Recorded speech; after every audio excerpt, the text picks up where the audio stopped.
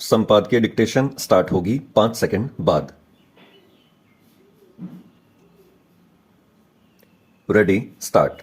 लोक सेवा दिवस पर लोक सेवकों को संबोधित करते हुए प्रधानमंत्री ने यह जो कहा कि यदि उन्होंने अपने दायित्वों का निर्वहन सही तरह नहीं किया तो न केवल देश का धन लुट जाएगा बल्कि करदाताओं के पैसे भी बर्बाद हो जाएंगे। वह एक यथार्थ है। समस्याओं के समाधान और विकास योजनाओं को गति देने में जितनी महती भूमिका लोक सेवकों की है उतनी अन्य किसी की नहीं। सरकारें कितनी भी अच्छी योजनाएं बना लें, उनका सही तरह क्रियान्वयन तब तक संभव नहीं जब तक लोक सेवक उन्हें जमीन पर उतारने के लिए तत्पर नहीं होते। लोक सेवकों से केवल यही अपेक्षित नहीं होता कि वे सरकारी योजनाओं पर सही तरह अमल करें, उनसे यह भी अपेक्षित होता है कि वे जनता की समस्याओं के समाधान को लेकर सचेत रहें। उनका एक अन्य दायित्व यह भी होता है कि वे सरकारी तंत्र में व्याप्त भ्रष्टाचार पर लगाम लगाएं। भ्रष्टाचार को तभी बल मिलता है जब लोक सेवक या तो उसकी अनदेखी करते हैं या फिर अपने अधिकारों का मनमाना इस्तेमाल करते हुए उसमें शामिल हो जाते हैं। यह किसी से छिपा नहीं कि भ्रष्टाचार के अनेक मामलों में नेताओं और नौकरशाहों की मिलीभगत होती है। यदि नौकरशाह चाह लें तो वे न केवल इस तरह के भ्रष्टाचार पर लगाम लगा सकते हैं बल्कि उन भ्रष्ट नेताओं के इरादों पर पानी भी फेर सकते हैं जो अपनी जेबें भरने की कोशिश में रहते हैं।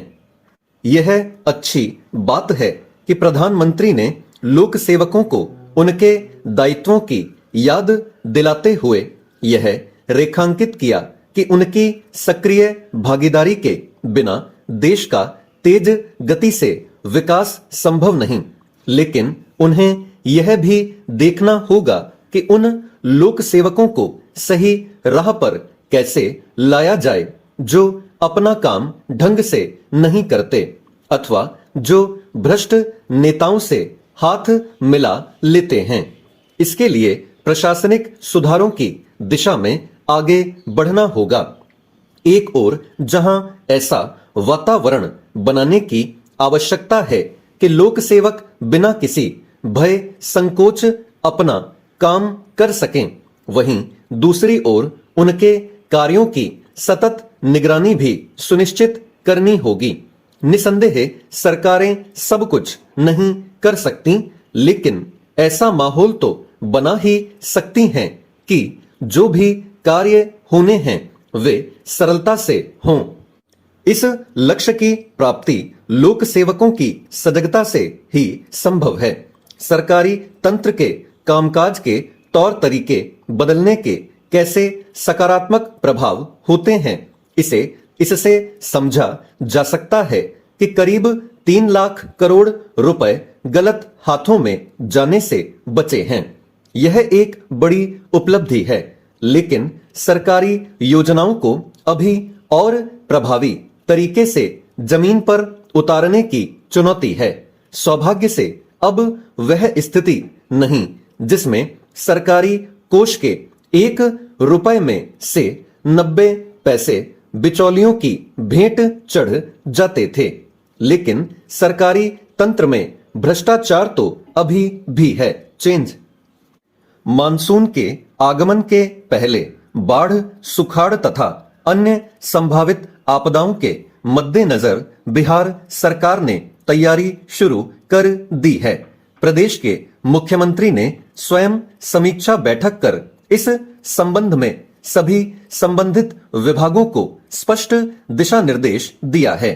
सरकार की मंशा साफ है कि किसी भी परिस्थिति में एक भी व्यक्ति को कोई परेशानी नहीं हो, लेकिन यह भी सच है कि काफी प्रयास के बाद भी प्राकृतिक आपदा की स्थिति में अव्यवस्था या लापरवाही की शिकायत मिलती ही है। इसलिए यह जरूरी है कि समय रहते आवश्यकता के अनुसार पूरी तैयारी कर ली जाए। इनसे संबंधित जो भी योजनाएं अधूरी पड़ी हों उन्हें तत्काल पूरा किया जाए। कटाव रोकने संबंधी योजनाओं तथा बाढ़ आश्रय स्थलों के निर्माण को भी यथाशीघ्र पूरा करने की जरूरत है। बाढ़ या कटाव के कारण पलायन की स्थिति में लोग सबसे पहले आश्रय स्थल की तलाश करते हैं। आवश्यकतानुसार राहत सामग्रियों की पर्याप्त उपलब्धता हर हाल में सुनिश्चित की जाए ताकि पीड़ितों को इसके लिए इंतजार न करना पड़े। सामुदायिक रसोई की व्यवस्था पर भी विशेष ध्यान देने की जरूरत है। प्राथमिक स्वास्थ्य केंद्रों पर चिकित्सकों तथा दवाओं की 24 घंटे उपलब्धता भी सुनिश्चित करनी होगी।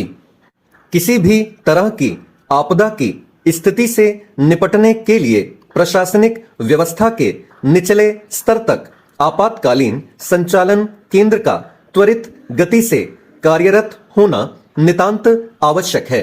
इससे सभी संबंधित विभागों के बीच तालमेल बैठाने में भी मदद मिल सकेगी।